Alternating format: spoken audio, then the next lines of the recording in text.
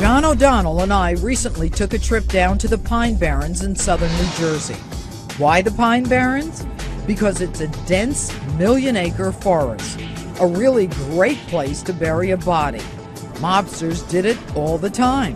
When I first reopened Kathleen Durst's case, we began piecing together a puzzle, and the Pine Barrens fit right in. Oh, I can't wait. That was a clip from the Fox News special airing this weekend, Robert Durst and My Quest for Justice, hosted by Judge Jeanine Pirro. It focuses on Judge Pirro's search to find out what happened to Kathleen McCormick Durst, who disappeared back in 1982. She was married to that guy, Robert Durst, right there, a wealthy heir of a New York real estate empire. Judge Pirro never wavered from her belief that Robert Durst, who led a really bizarre life, by the way, killed his 29-year-old wife. Her investigation is also the focus of her new book, He Killed Them All, out this week. That was a famous line from the HBO special. I loved all of it. I'm addicted to this case. It is so fascinating. Of the three cases that they followed, the three people they think he killed, your case was the first, but also the hardest because there was no body. You always believed that it was in the Pine Barrens, which is where you went back and what we showed there. Tell us about that. Well, the case was brought to me 18 years after she disappeared. Okay, so there's a problem right there. Right. The biggest problem was there was no crime scene preservation.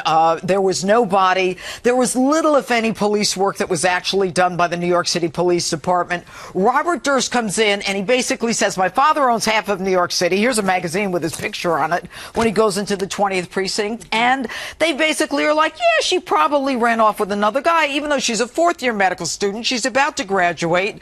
She is in the middle of trying to get a divorce from him. And, you know, nothing made sense. He waited 5 years to report her missing. Everything in my gut said to me, Jeanine, he killed her. Right. All right. So I had to go about connecting the dots. And when we investigated this case, and John O'Donnell is in there in that special on this weekend, it was clear to me that he buried her in the Pine Barrens. The Pine Barrens is 1 million acres of dense forest, and the soil, even in February, killed her on January 31st. Right. Even in February, you could dig and bury a body. But the amazing part of the jinx is that when they say to him, what do you think she was looking for in the lake? Right. You know what he says? Body parts, not my wife's body. And I jumped out of my seat. I said, he chopped the first victim up, too. He chopped his wife up. So this has been because he would have just said a body. A body. But he's saying parts because he's showing a consciousness. Right. That he knows what happened. What he was doing in the basement for 2 nights when the neighbors saw a light and then a blue light, probably checking for blood, in that basement. Wow. So the amazing thing about these cases, though, is why does he seem to keep getting away with it? I mean, when you watch the specials, when you read the books, this is one of the things that's the most fascinating about this case. It stretched decades and decades. There are 3 people along the way as you and others close in on him. He appears to have allegedly killed other people along the way. And there's always something slippery at the end, even though he seems to not be a great criminal. I mean, there are clues everywhere. Yeah. He's writing notes. I mean, there's... You know, what's it going really on? is about power and privilege in the criminal justice system and how it impacts it.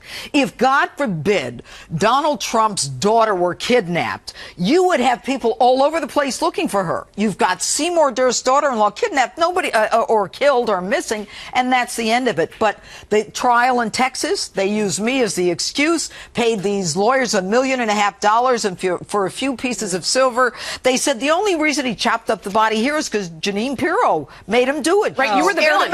You were the villain. And they bought it. As it stands now, he's in jail in Texas on weapons charges, right? It seems like in New Orleans right now. In New Orleans. Yeah. It seems like the best case was probably out in California, where he actually wrote, well, it seems as if he wrote a note to the police letting them know that there was a cadaver there, but there was a misspelling on the note, which is the same misspelling that he used in a lot of other places, misspelling Beverly Hills. That seemed like it was the smoking gun in the California case. Do you feel like he's finally going to pay for killing someone? Well, you know what? I'm going to follow him until he does. Here's the bottom line. That cadaver note was unearthed, and the handwriting that matched the envelope unearthed by Jarecki and Smerling, who did a phenomenal job in their documentary, The Jinx. Yeah. But the truth is, a great case was in Texas. Yeah. The Texas half-wit jury acquits the guy and says, I can understand how he'd be afraid of her. Okay. And so he walks. All right, we got to go. Be sure to tune in for more. I know I'm going to. The Judge on this fascinating fascinating case this weekend. Her special is called Robert Durst and My Quest for Justice. You can catch it at 9 p.m. Eastern on Saturday and Sunday. I'm also taping it. I'm going to watch it again and again. I can't wait. The case is fascinating.